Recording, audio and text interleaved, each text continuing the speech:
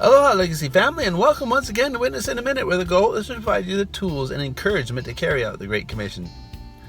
The Apostle Paul was a full-fledged, bona fide, card-carrying disciple of Jesus. This man was a great theologian, the greatest in the history of church. Really, a deep thinker, he was schooled in the culture of Rome and Greece. The greatest Jewish rabbis of his era had been his teachers. Yet, it is interesting to note that on almost every occasion when Paul stood before a non-believer, he started with his testimony. He didn't start with some great theological point or argument. Rather, he started with his own story of how he came to Christ, which is a great way to begin. Then Paul transitioned to the gospel, which is the true objective of our testimonies as Christians.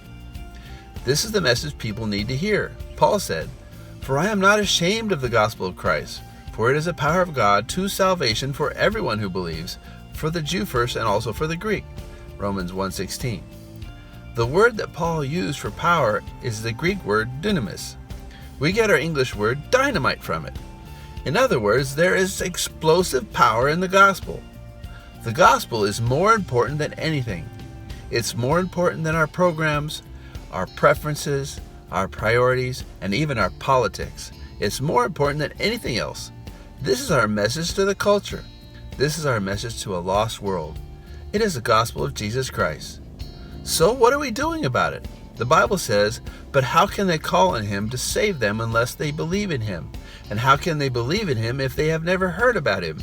And how can they hear about him unless someone tells them?" That's Romans 10:14. Are we getting this message out to our sphere of influence?